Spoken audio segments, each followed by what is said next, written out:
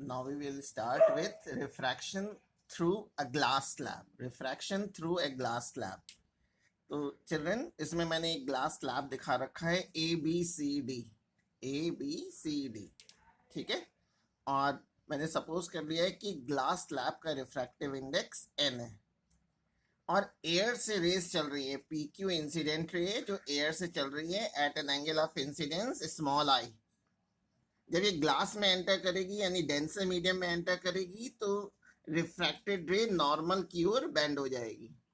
और जब ये ग्लास स्लैब से बाहर निकल रही है यानी जो इमर्जेंट रे है आर एस, ये bend away from the normal. क्यों? क्योंकि डेंसर से रेरर में आ रही है, एयर जो है वो रेरर मीडियम है।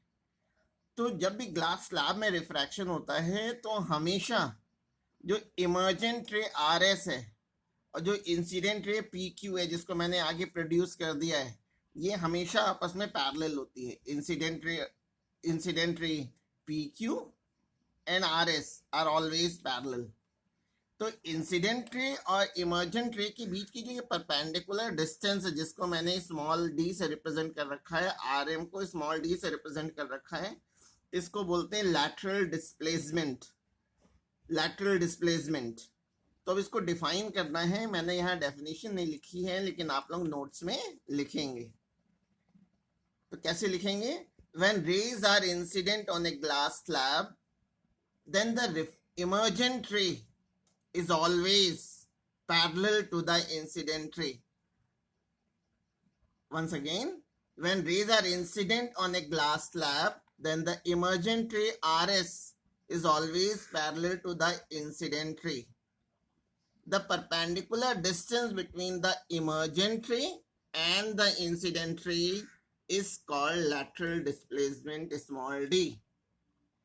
अच्छा, ये डेफिनेशन हो गई। अब lateral displacement किन किन फैक्टर्स पे डिपेंड करता है, यानी स्मॉल डी किन किन फैक्टर्स पे डिपेंड करता है। तो lateral displacement 3 फैक्टर्स पे डिपेंड करता है। Number 1, thickness of the glass slab small t. Number 2, refractive index of the material of a prism small n. And third one, angle of incidence small I. तो 1 marks के question में हमें एक line में answer देना होता है तो उसमें सीधे लिख देंगे कि lateral displacement depends on thickness small t, refractive index small n and angle of incidence small I. अच्छा, अब चिल्ड्रन हम लोगों को देखना है स्फेरिकल लेंसेज। Spherical lenses. अच्छा, स्फेरिकल लेंसेज क्या होते हैं? अगर मेरे पास ट्रांसपेरेंट मीडियम है, अगर ट्रांसपेरेंट मटेरियल से बाउंडेड कोई भी जो सरफेसेस होती हैं उसको हम लोग स्फेरिकल लेंस कहते हैं। तो इसको डिफाइन कैसे करेंगे? Lens is a part of a refracting और transparent material like glass bounded by 2 surfaces of which one or both surfaces are spherical. यानी जो लेंस होता है वो एक ट्रांसपेरेंट मटेरियल से बाउंडेड, 2 surfaces से बाउंडेड एक स्फेरिकल सरफेस है ऑफ विच वन और बोथ सरफेस आर स्फेरिकल। अब लेंसेज के टाइप्स, लेंस 2 टाइप का होता है। नंबर 1, कॉन्वेक्स और converging lens and number 2, concave और डाइवर्जिंग लेंस। अब कॉन्वेक्स लेंस में भी टाइप्स होते हैं। पहला है डबल कॉन्वेक्स। इसके दोनों सरफेस कॉन्वेक्स होंगे यानी बाहर की ओर उभरे हुए होंगे। अगर एक सरफेस प्लेन है और एक कॉन्वेक्स है तो इसको प्लेनो कॉन्वेक्स लेंस बोलेंगे। लेकिन अगर एक सरफेस अंदर की ओर धसी हुई है, डिप्रेस्ड है और दूसरी बल्गिंग है तो ऐसे लेंस को हम लोग कॉनकेवो कॉन्वेक्स लेंस, यानी कॉन्वेक्स लेंस 3 टाइप के हो गए, डबल कॉन्वेक्स और convex. Number 2, plano convex and third one कॉनकेवो convex. Similarly concave और डाइवर्जिंग लेंस की भी 3 टाइप्स हैं। अगर दोनों सरफेसेस अंदर की ओर धसी हुई हो तो उसको डबल कॉनकेव, अगर एक सरफेस प्लेन है और एक अंदर की ओर धसी हुई है तो उसको प्लेनो कॉनकेव, अगर एक सरफेस बाहर उभरी हुई है दूसरी जो है कॉनकेव है तो इसको कॉन्वेक्सो कॉनकेव। अब मेनली हम लोग जो डील करेंगे वो डबल कॉन्वेक्स लेंस जिसको केवल कॉन्वेक्स लेंस बोलते हैं और एक डबल कॉनकेव लेंस जिसको केवल कॉनकेव लेंस बोला जाता है। Now important terms related to lenses, इसमें दो टर्म्स हैं, वो दोनों बहुत इंपॉर्टेंट है। Number one, optical centre O. Optical centre O क्या होता है? देखिए ये मैंने ऑरेंज कलर से प्रिंसिपल एक्सिस दिखा रखी है, कॉन्वेक्स लेंस, ये कॉन्केव लेंस।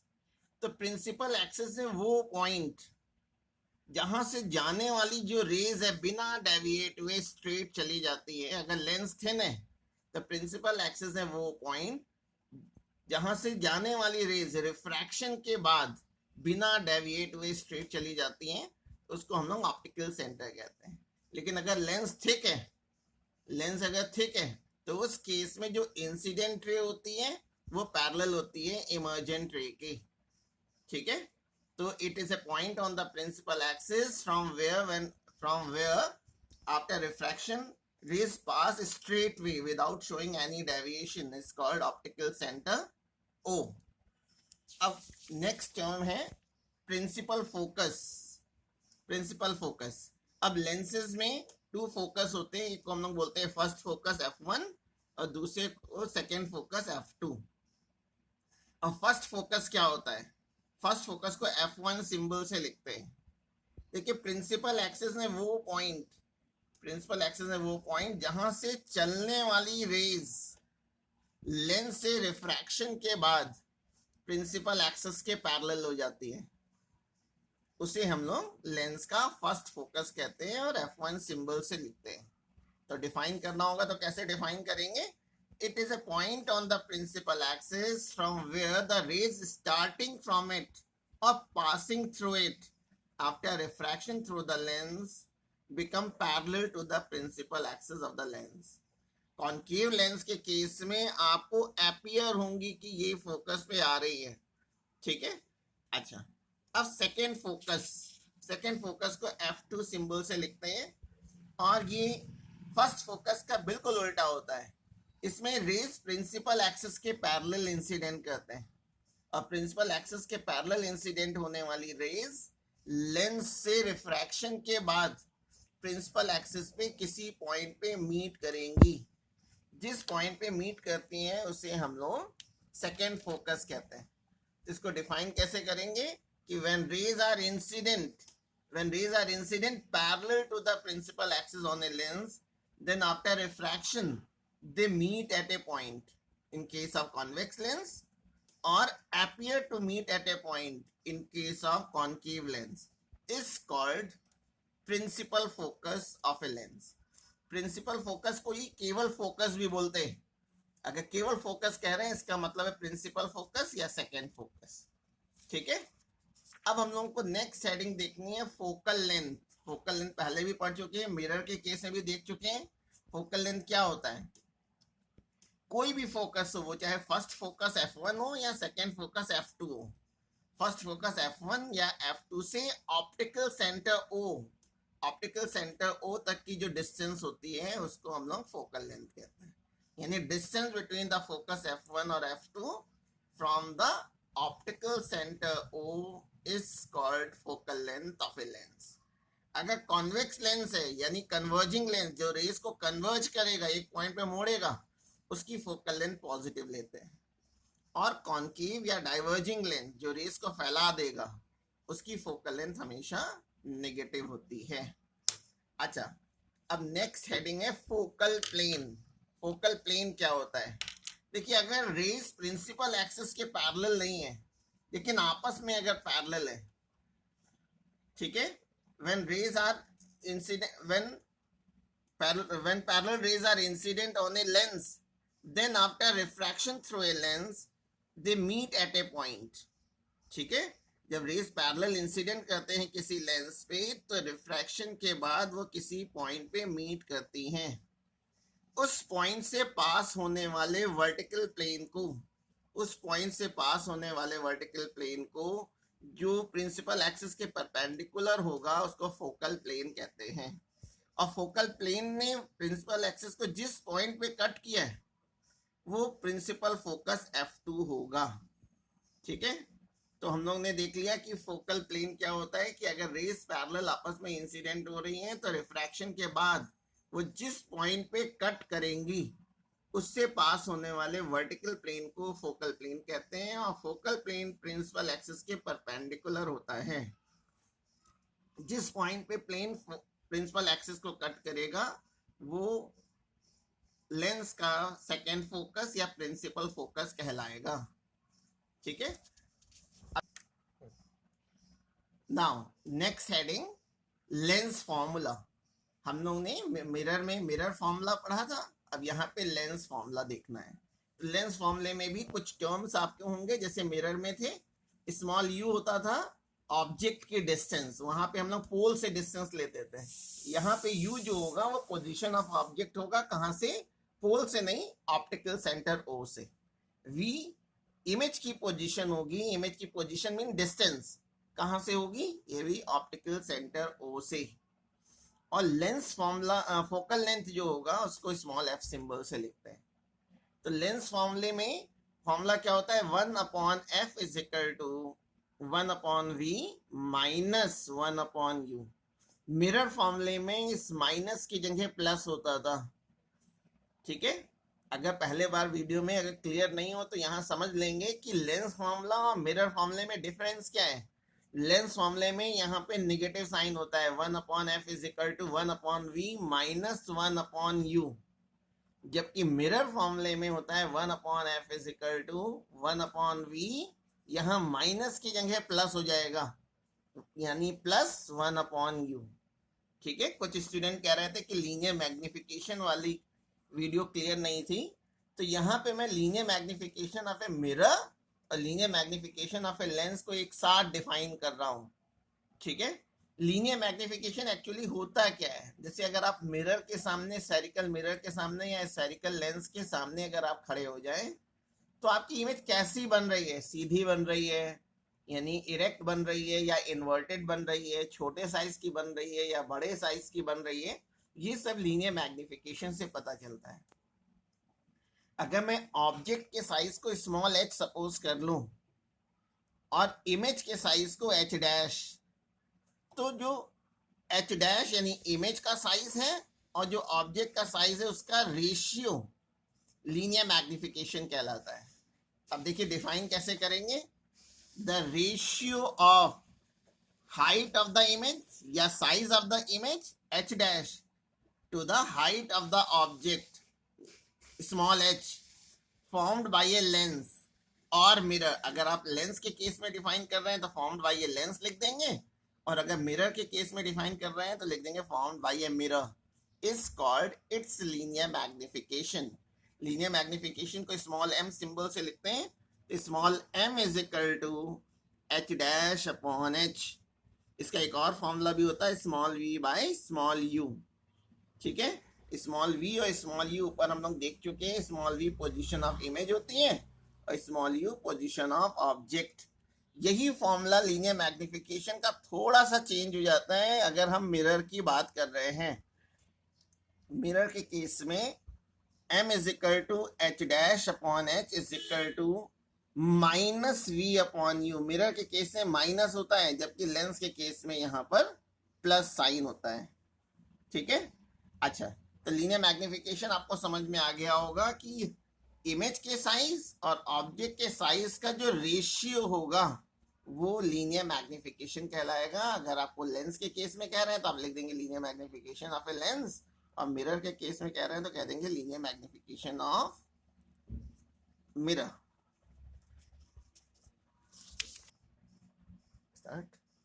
अच्छा, लीनियर मैग्निफिकेशन में अब हम लोगों को चिल्ड्रन देखना है कि m की वैल्यू का अगर साइन कैसा हो तो उसका क्या मतलब है। तो मैं यहाँ नोट हेडिंग में लिख रहा हूँ कि अगर m की वैल्यू यानी लीनियर मैग्निफिकेशन अगर नेगेटिव है तो इसका मतलब है कि इमेज कैसा बनेगा, रियल एंड इन्वर्टेड। ये चाहे मिरर का केस हो या लेंस के केस हो, दोनों के केस में सेम है। सिमिलरली अगर m की वैल्यू पॉजिटिव है तो image is virtual and erect, यानी इमेज वर्चुअल बनेगा और इरेक्ट बनेगा। अगर m की वैल्यू लीनियर मैग्निफिकेशन की वैल्यू 1 से बड़ी है, ग्रेटर देन 1 है, इसका मतलब है कि इन लार्ज इमेज बनेगा यानी मैग्नीफाइड। लेंसेज के केस में मैग्नीफाइड वर्ड जनरली यूज कर लेते हैं। फिर अगर m की वैल्यू लेस देन 1 आती है तो इमेज जो होगा वो डिमिनिश होगा। और अगर m की वैल्यू 1 है तो इमेज का साइज और ऑब्जेक्ट का साइज सेम होगा। अब नेक्स्ट हेडिंग हम लोग को देखनी है power of a lens. Power of a lens, इसको कैपिटल P सिंबल से लिखते हैं। देखिए, अगर लेंस की फोकल लेंथ को अगर हम मीटर में रखते हैं, अगर किसी लेंस की फोकल लेंथ मीटर में है तो फोकल लेंथ का रेसिप्रोकल उल्टा 1/f को ही हम लोग क्या बोलते हैं, पावर ऑफ ए लेंस। तो अगर डिफाइन करना हो तो कैसे डिफाइन करेंगे कि if the focal length of a lens is in metre then the reciprocal of focal length is called power of a lens. तो देखिए, मैंने यहाँ डेफिनेशन लिख रखी है, the reciprocal of focal length of a lens when focal length is in metre is called power of a lens. तो ये power of a lens की डेफिनेशन हो गई और ये फॉर्मूला है जिसको मैं बॉक्स में लिख रहा हूं।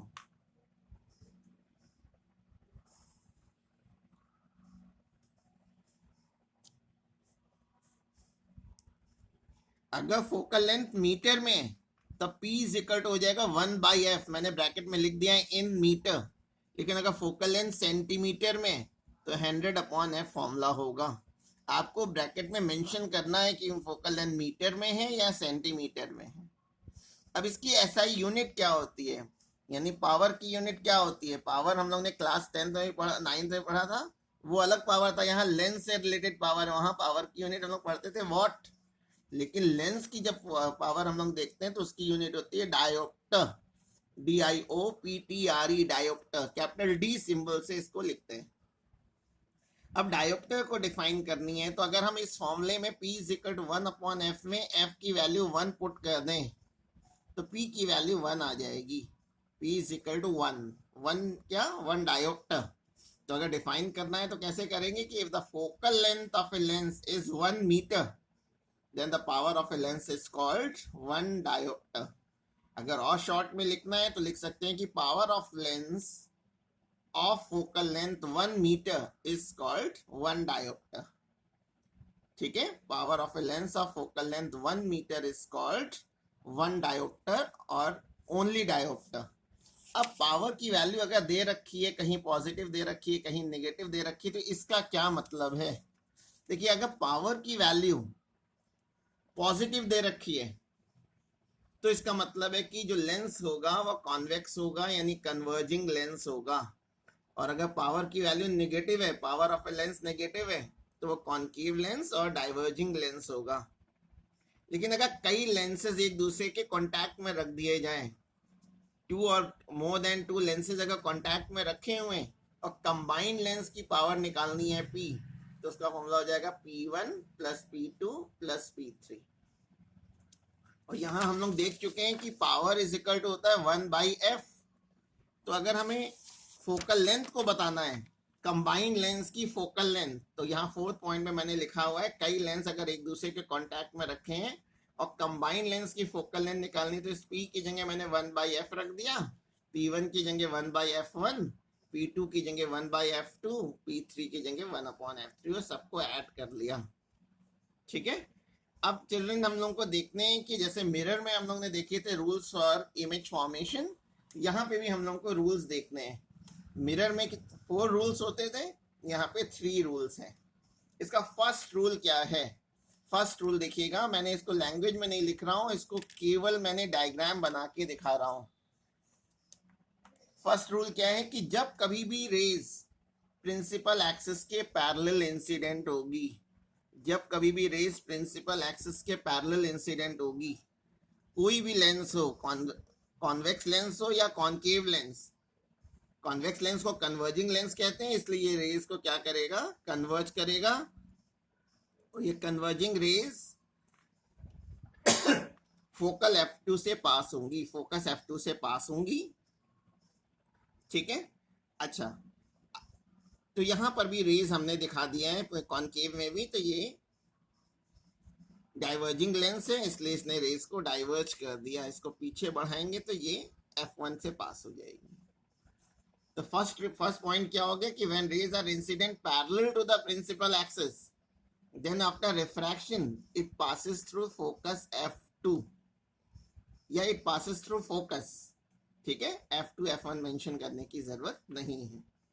अब सेकेंड पॉइंट है, जब मैं बोल रहा हूं उसको आपको लैंग्वेज में नोट्स में लिखना है. सेकेंड पॉइंट, अगर रेस फोकस से मैं इंसिडेंट करूं, फोकस f1 से अगर मैं रेज इंसिडेंट कर रहा हूं, ठीक है, तो रिफ्रैक्शन के बाद ये रेस प्रिंसिपल एक्सिस के पैरेलल हो जाएंगी. या ऐसा भी कह सकते हैं कि अगर कॉन्केव लेंस है तो फोकस से चलती हुई अपीयर होंगी जबकि चल नहीं रही होंगी. डॉटेड लाइंस में बना रहा हूं. तो कॉन्केव लेंस से रिफ्रैक्शन के बाद ये रेस पैरेलल हो जाएंगी, parallel to the principal axis.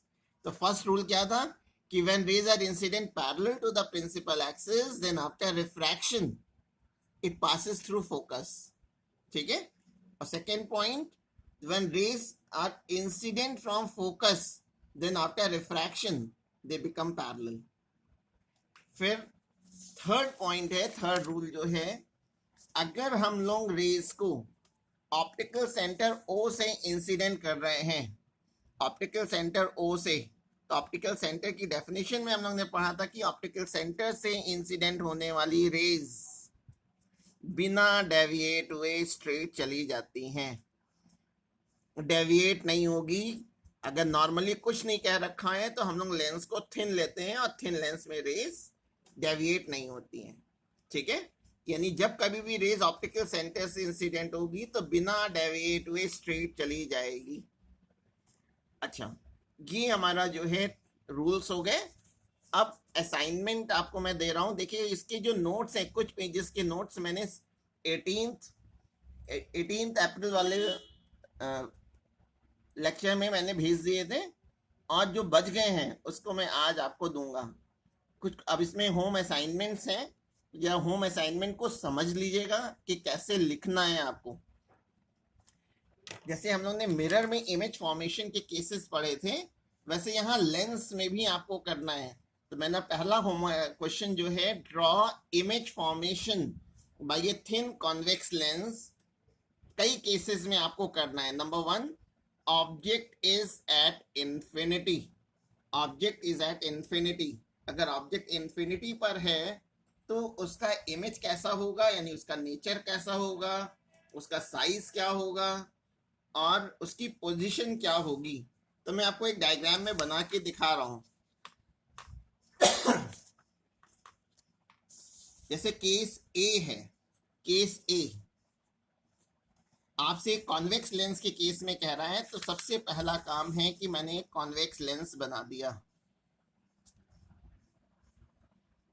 Convex lens को बना दिया. अब कॉन्वेक्स लेंस में ये मैंने एक प्रिंसिपल एक्सिस बना दी है,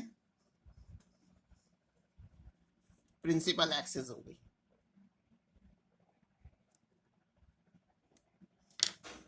प्रिंसिपल, ये ऑप्टिकल सेंटर हो गया O. ठीक है.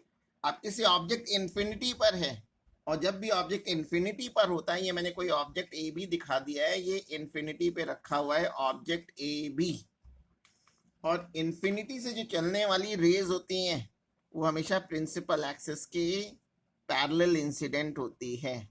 तो मैंने यहाँ से 3 रेज इंसिडेंट कर दी कॉन्वेक्स लेंस पर.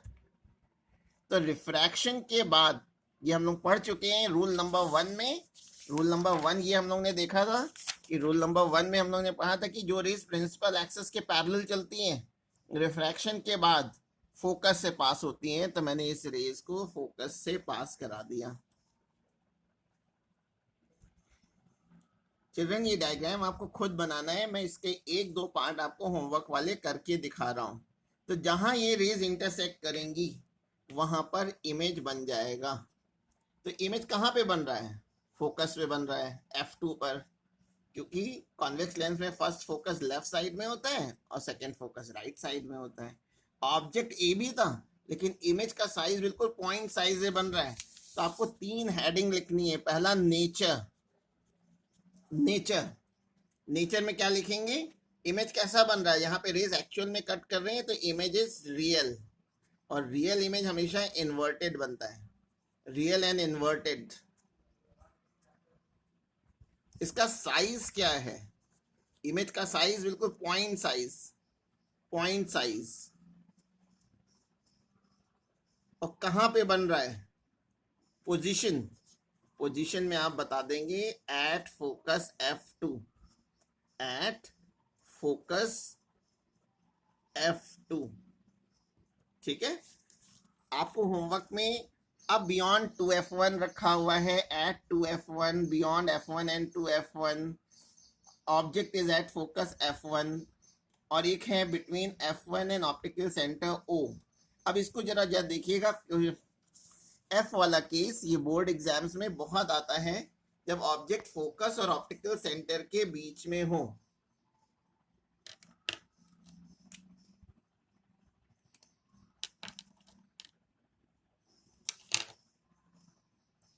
ये चिल्ड्रन, ये मैंने क्या किया कि एक कॉन्वेक्स लेंस बना रहा हूं, कॉन्वेक्स लेंस बना दिया, और सबसे पहले हमें प्रिंसिपल एक्सिस बना लेना है।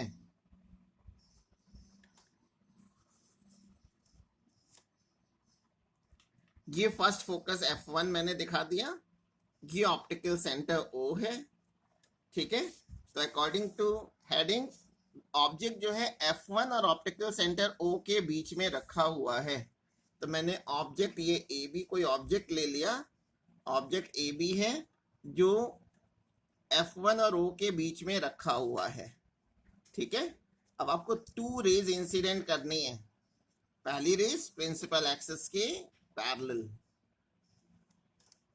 जो रेज प्रिंसिपल एक्सिस के पैरेलल इंसिडेंट करते हैं वो रिफ्रैक्शन के बाद फोकस F2 से पास होती है।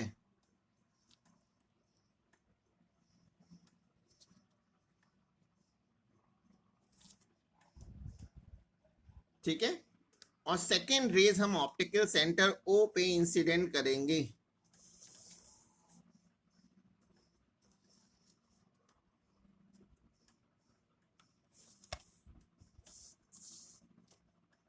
अब इन दोनों, ये दोनों रेज डाइवर्ज हो रही हैं, तो ये पीछे बढ़ाने पे, आगे बढ़ाने पे तो नहीं इंटरसेक्ट करेंगी, तो हम लोग को क्या करना पड़ता है कि इन रेज को पीछे प्रोड्यूस करते हैं डॉटेड लाइन से।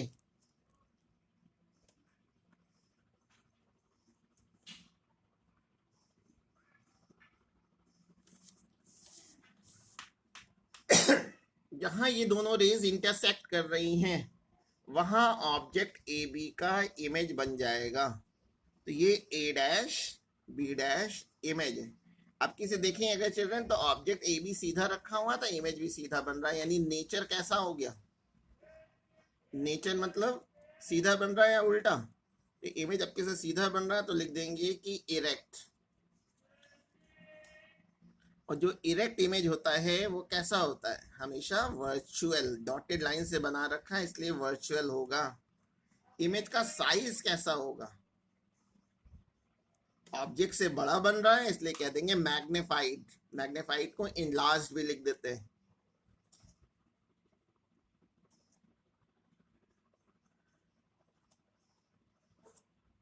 और थर्ड है पोजीशन।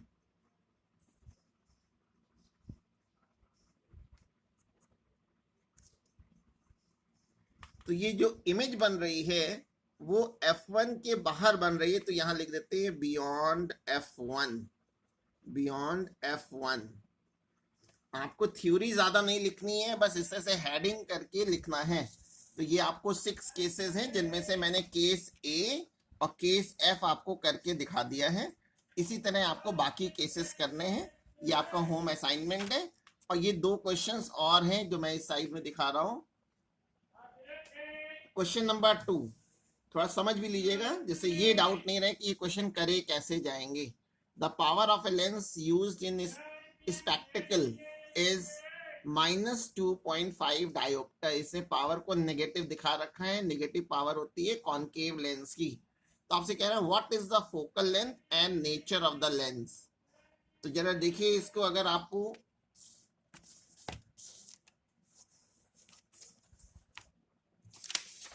ये प्रॉब्लम ना हो इसलिए आपको देखिए मैं बता रहा हूं कैसे करना है। पावर आपको दे रखी है कितनी, -2.5 डायोप्टर। आपको फोकल लेंथ निकालनी है और साथ में नेचर बताना है। जो चीज फाइंड आउट करना है उसको क्वेश्चन मार्क करके आपको दिखाना चाहिए। तो पावर का फॉर्मूला, सबसे पहले फॉर्मूला लिखते हैं। पावर का फॉर्मूला अगर लिखेंगे तो हम लोग यहाँ पे सेंटीमीटर वाला फॉर्मूला लिख दे रहे हैं, 100/f। इससे फोकल लेंथ जो सॉल्व होकर के आएगी वो सेंटीमीटर में आ जाएगी। तो P की वैल्यू गिवन है -2.5 इज इक्वल टू 100/f और f is equal to -100/2.5। Decimal हटा दिया, जीरो बढ़ गया, 25 1 जा 25 4 जा। तो ये फोकल लेंथ की वैल्यू आ गई नेगेटिव साइन के साथ 40 सेंटीमीटर। तो फर्स्ट आंसर हो गया फोकल लेंथ 40 सेंटीमीटर। फिर नेचर पूछ रहा था तो नेगेटिव साइन का मतलब होता है कॉनकेव लेंस। कॉनकेव को डाइवर्जिंग लेंस भी कहते हैं। तो नेचर हो गया डाइवर्जिंग, फोकल लेंथ हो गई 40 सेंटीमीटर। ठीक है। अब थर्ड क्वेश्चन है, इसको हमने पूरे चैप्टर में कहीं डिस्कस नहीं किया है, मैं एक लाइन में बता रहा हूं। On what factor focal length of a lens depends. यानी लेंस की फोकल लेंथ किन किन फैक्टर्स पे डिपेंड करती है।